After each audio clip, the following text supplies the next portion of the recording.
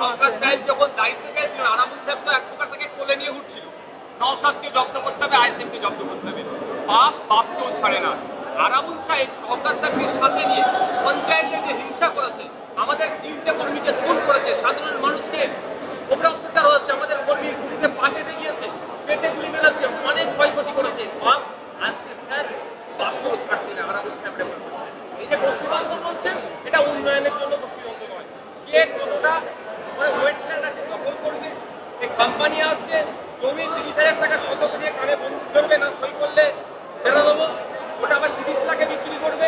এই যে সিন্ডিকেটটা চলছে, অর্থাৎ 75-25 এর ইস্যু কার হাতে কন্ট্রোল থাকবে, এই জন্য ওদের লড়াই। এই লড়াইয়ের সাথে ভাঙড়ের উন্নয়নের কোনো সম্পৃক্ত নয়। এরা ভাঙড়ে কিভাবে হসপিটালটা সুপার স্পেশালিটি হসপিটাল হবে, ভাঙড়ে কিভাবে মেডিকেল কলেজ হবে, ভাঙড়ে কিভাবে গার্লস কলেজের একটা হয়, গার্লস কলেজের দাবি করেছে বিধানসভায়, ভাঙড়ে কিভাবে একটা স্পোর্টস কমপ্লেক্স হবে, ভাঙড়ে হিমঘরটা যাতে দ্রুত হয়, হিমঘর তো জমি শুরু করে আছে, তার জন্য এদের লড়াই নয়। এদের লড়াইটা হচ্ছে কে কত কামাতে পারবে। সুতরাং এই লড়াইয়ের সাথে ভাঙড়ের মানুষের কোনো সম্পর্ক নেই, এদের ধিক্কার নিন্দা জানাচ্ছে। ভাঙড়ের বিধায়ক হিসাবে আমি এখন কি চাইব, ভাঙড় শান্ত থাকুক, কোনো রকম ভাবে হিংসা ভাঙড়ে না ছড়ায়।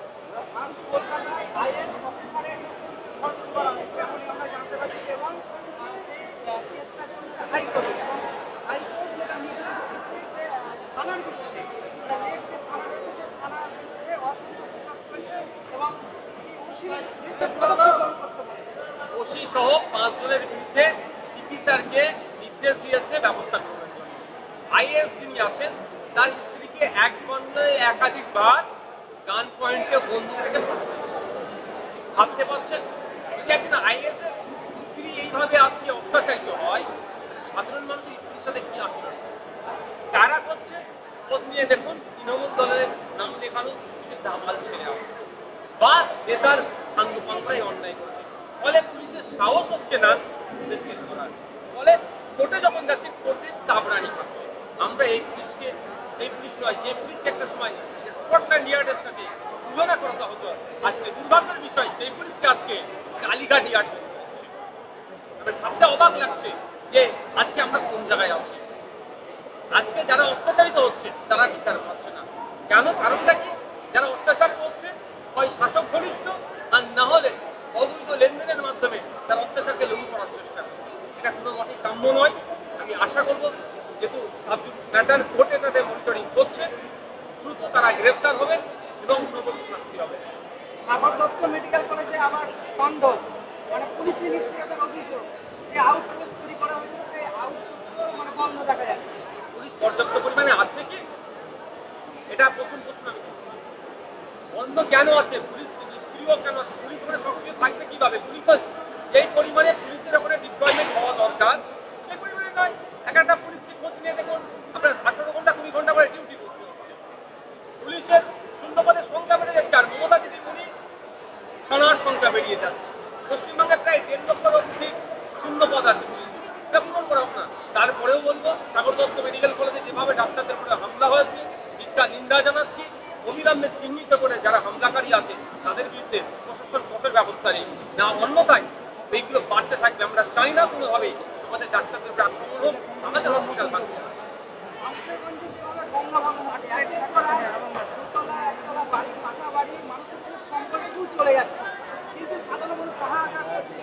তাতে জন্য পর্যাপ্ত খাওয়ানোর ব্যবস্থা করা হচ্ছে না, সরকার কিংবা তারা যে কোন জায়গায় থাকবে সেই ব্যবস্থাটুকু পাচ্ছে না। কিন্তু কি বলবেন পুরো বিষয়টা নিয়ে? গঙ্গা ভাঙন আজকে সমস্যা নয়, দীর্ঘদিনের সমস্যা। আমি নিজে দুবার শামশেরগঞ্জ ভিজিট করেছি। ভিজিট করে গিয়ে বিধানসভাতে তথ্য নিয়ে, মুর্শিদাবাদ জেলার থেকে তথ্য, মালদা জেলা থেকে তথ্য নিয়ে এই এলাকার গঙ্গা ভাঙনের বিষয়টা নিয়ে উপস্থাপন করেছি এবং সেখানে প্রস্তাব রেখেছিলাম যে এখানে একটা মাস্টার প্ল্যান তৈরি করতে হবে। কিন্তু দুর্ভাগ্যের বিষয়, আমি এখানকার লোকাল তৃণমূল নেতার সাথেও কথা বলেছিলাম, সাধারণ মানুষের সাথেও কথা বলেছিলাম, তাদের মাথায় না এমন একটা ভুল জিনিস ঢুকিয়ে রেখেছে, নাকি এই গঙ্গা ভাঙন রোধ করা যায় না।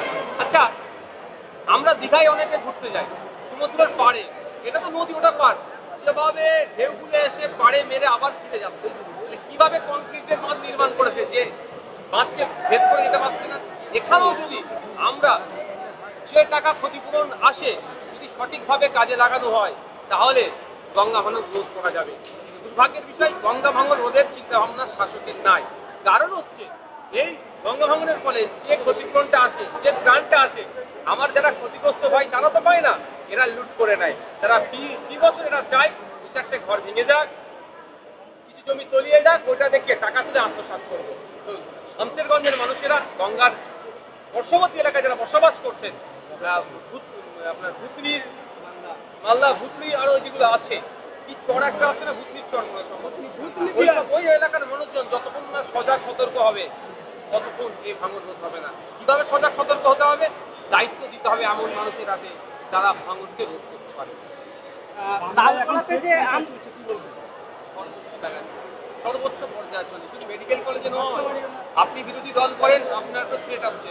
আপনি লেদার কমপ্লেক্সে কাজ করেন, ওখানে গিয়ে কোম্পানিকে বলছে যদি ওকে কাজ দেওয়া হয়, আমাদের ছেলেদের সাথে হয়েছে আইসিএফে, যদি ওকে কাজ দেওয়া হয় তোমার কোম্পানি বন্ধ করে দেবো। এই ট্রেড কালচার চলছে, এটা বেশি দিন টিকবে না।